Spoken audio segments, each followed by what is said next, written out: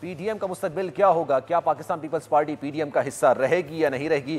بظاہر جو باتیں سامنے آ رہی ہیں، جو بیانات سامنے آ رہے ہیں، اس سے تو ایسا لگ رہا ہے کہ شاید پاکستان پیپلز پارٹی کی راہیں پی ڈی ایم سے جدا ہو جائیں گی۔ اگر Pakistan Peoples Party P D M سے جدا ہو جاتی ہے تو پی ڈی ایم کی اپنی کریڈیبلٹی کتنی متاثر ہو سکتی ہے؟ کیا وہ جو لانگ مارچ کرنے کی باتیں کر رہے تھے، کیا وہ جو احتجاج کرنے کی باتیں کر رہے تھے، کیا اس میں وہ کامیاب ہو سکیں گے؟ یا پھر یہ وہ شرازہ ہے جو اب بکھر چکا ہے، اس کو جتنا آپ سمیٹنے کی کوشش کریں گے اتنا ہی الجھیں گے؟ پی ڈی ایم صرف اپنی عزت بچانے کی کوشش کر رہی ہے، اس کے علاوہ اس کا شرازہ بکھر چکا ہے۔ رانا صاحب بھی ہمارے ساتھ موجود ہیں، غلام مرتضیٰ صاحب بھی ہمارے ساتھ موجود ہیں، سمیع صاحب بھی ہمارے ساتھ ہیں۔ رانا صاحب یہ بتائیے گا کیا مستقبل ہے، کیا دیکھ رہے ہیں آپ؟ پی ڈی ایم کا کوئی مستقبل ہے بھی یا نہیں ہے؟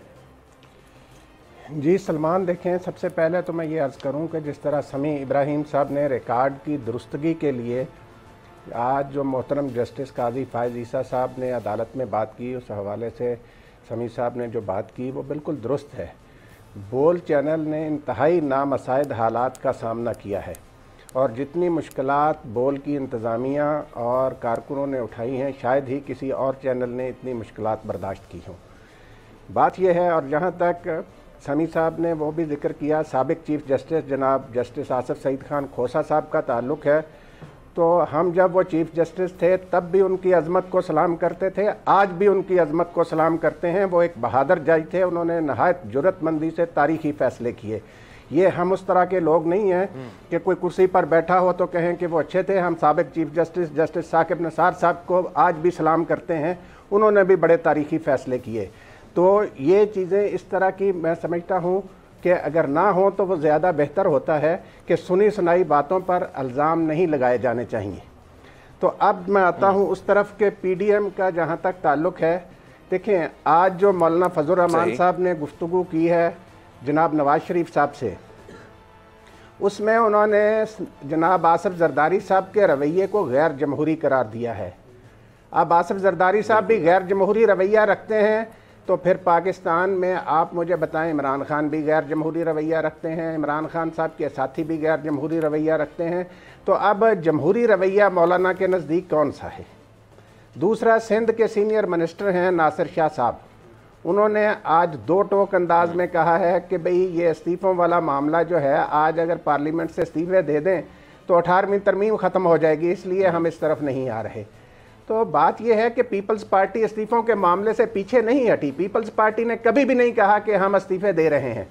یہ تو مولانا کی خواہش تھی، کیونکہ مولانا اپنی دونوں نشستیں ہار چکے ہیں، وہ چونکہ اسمبلی میں نہیں ہیں، ان کو چین نہیں آتا کہ کسی طرح یہ اسمبلی جو ہے یہ ختم ہو اور نئے الیکشن ہو تو شاید میری دال کوئی گل جائے۔ نواز شریف صاحب ویسے نااہل ہیں، اور جہاں تک پی ڈی ایم کا تعلق ہے، اس نے ٹوٹنا ووٹنا، کل سمیع صاحب نے بالکل صحیح کہا تھا کہ ٹوٹنا ووٹنا کوئی نہیں ہے، یہ اس طریقے سے چلتے رہیں گے، ٹک ٹک ٹک ٹک ٹک کرتے رہیں گے، اور اسی طریقے سے 2023 آ جائے گا۔ مسئلہ صرف اتنا ہے کہ آج شہباز شریف صاحب نے دیکھیں احتساب عدالت میں آئے تھے جب، تو نواز شریف صاحب سے ٹیلی فون پر بات کی، ہر چھوٹی بات پر وہ میڈیا سے گفتگو فرماتے ہیں۔ اتنا بڑا واقعہ ہوا کل، اب جو اجلاس حتمی فیصلہ جس میں ہونا تھا وہ غیر حتمی ہو گیا، سارا کچھ جو حتمی ہونا تھا اس کے بارے میں شہباز شریف صاحب نے ایک لفظ تک نہیں کہا میڈیا سے۔ تو اس سے کیا ظاہر ہوتا ہے کہ شہباز شریف صاحب اور حمزہ شہباز صاحب جو ہیں وہ مریم نواز کے بیانیے سے متفق نہیں ہیں۔ جو مریم نواز صاحبہ اور مریم صاحبہ نے کل کہا کیا؟ انہوں نے کہا جس نے نواز شریف سے بات کرنی ہے مجھ سے بات کرے، یعنی انہوں نے یہ نہیں کہا کہ ان کا بھائی موجود ہے جو پارٹی کا صدر ہے اس سے بات کر لیں، انہوں نے کہا مجھ سے بات کرو جس نے نواز شریف سے بات کرنی ہے۔ تو انہوں نے مائنس کر دیا اپنے چچا کو بھی اور اپنے کزن کو بھی۔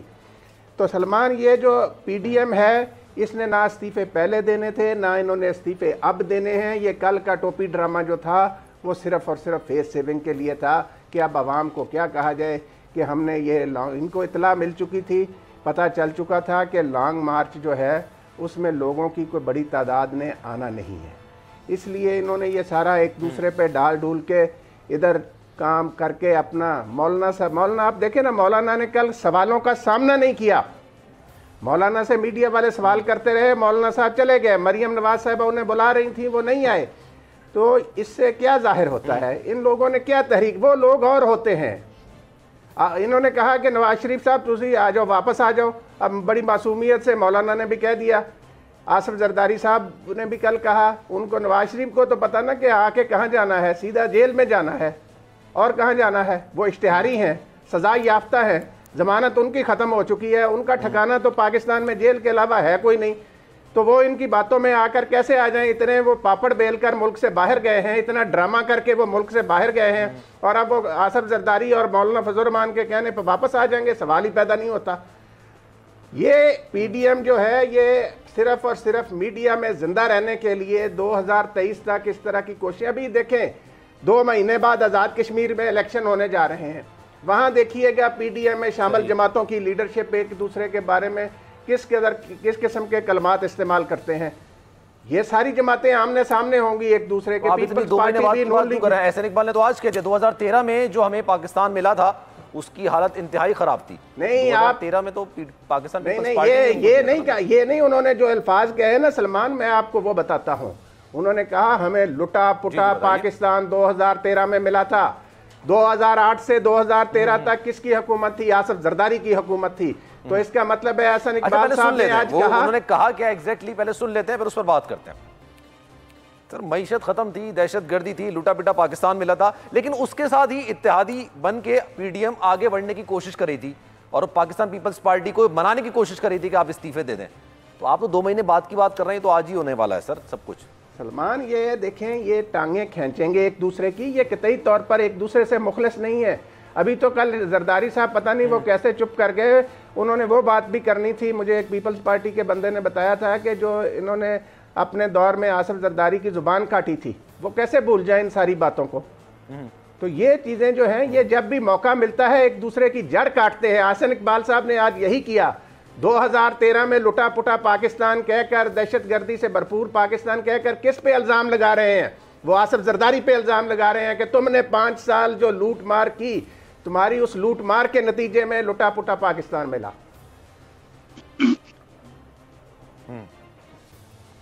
अच्छा, समी साहब ने भी हमें ज्वाइन किया। समी साहब ये बताइएगा आपका क्या तज्जिया है, पीडीएम में पाकिस्तान पीपल्स पार्टी का मुस्तकबिल है या नहीं है? क्योंकि अब बयान सामने आ रहे हैं, ऐसा नहीं है कि बयान सामने नहीं आ रहा है। एहसन इकबाल का भी बयान सामने आ गया, खास ऐसे मौके पर। इससे पहले तक तो उन्होंने ऐसा कोई बयान नहीं दिया था पाकिस्तान पीपल्स पार्टी के अगेंस्ट, लेकिन फिर हम देखते हैं कि बयानात का सिलसिला शुरू होता है। एहसन इकबाल कहते हैं 2013 में हमें लुटा पिटा पाकिस्तान मिला था, मईशत खत्म थी, दहशत गर्दी थी, लेकिन जिसने उनको पाकिस्तान दिया था, पाकिस्तान पीपल्स पार्टी की हुकूमत खत्म हुई थी, उसी को उन्होंने पीडीएम में इत्तेहादी बनाया हुआ।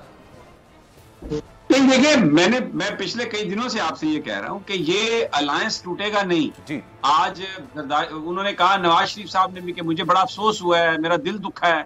हम तो सोच रहे थे कि 90 की दिहाई को हम पीछे छोड़ आए हैं और पीपल्स पार्टी के साथ हमने एक नया मुआहदा शुरू किया है, लेकिन उन्होंने जो बात की है उससे मुझे बड़ी तकलीफ हुई है। मौलाना फजल रहमान भी कहते हैं कि उन्होंने जमहूरी इक़्तिदार जो है उसके उन्होंने खिलाफ काम किया है। बेसिकली वो जब ये कहते हैं ना जमहूरी इक़्तिदार के खिलाफ काम किया, तो वो ये कहते हैं कि ये इत्तेहाद जो है ये 9, 10, 11 पार्टियों का है और उसमें सिवाय पीपल्स पार्टी के सब जमातें ये कह रही हैं कि इस्तीफे दे दें। तो फिर पीपल्स पार्टी क्यों नहीं कहती, क्यों नहीं मानती इस बात को? ये जमहूरियत के खिलाफ है। बेसिकली उनका कहने का मतलब ये होता है कि पीडीएम के अंदर अक्सरियत इस्तीफों की बात करती है, तो जरदारी साहब क्यों नहीं मानते उस बात को? अब जरदारी साहब ने, मैंने कहा था ना कि वो एक मीठी गोली देंगे, उन्होंने कहा जी हम अपना सेंट्रल एग्जीक्यूटिव कमेटी में फैसला करेंगे। अब यानी आप मुझे ये बताएं, इससे बड़ा कुछ जोक हो सकता है? फैसले बिलावल ने करने हैं, फैसले जरदारी साहब ने करने हैं। सेंट्रल एग्जीक्यूटिव कमेटी आपका मतलब है कमर ज़मान कायरा साहब फैसला करेंगे या मुस्तफा नवाज खोखर साहब फैसला करेंगे? तो ये उन्होंने, अब उनकी प्रॉब्लम है कि अगर वो इस इत्तेहाद को तोड़ते हैं तो वो जो एक ताकत है, अब देखें ना, इमरान खान साहब ने आज जो स्पीकर को कहा है कि आप पार्लियामेंट की कमेटी बनाएं और इलेक्टोरल रिफॉर्म्स पर बात करें जी। अब इसको अपोजिशन जो है उसको डिनाई अगर करेगी, नहीं जाती, तो फिर जब ये बात होगी, सामने आएगी रिकॉर्ड पर, तो क्या कहेगी अपोजिशन के हमारे केसेस की बात करें तो हम तब करते हैं। अब वो तो ये कहते हैं ना जी ये गवर्नमेंट ही नाजायज है, हम तो इनसे बात ही नहीं करते। इसलिए कि असल जो मामला, वो फिर इमरान खान जो कहते हैं ना कि ये एक ही इनका मुद्दा है, एनआरओ, कि जी मुकदमे खत्म करो हमारे। सब्सक्राइब करें और बेल दबाएं ताकि कोई खबर रह न जाए।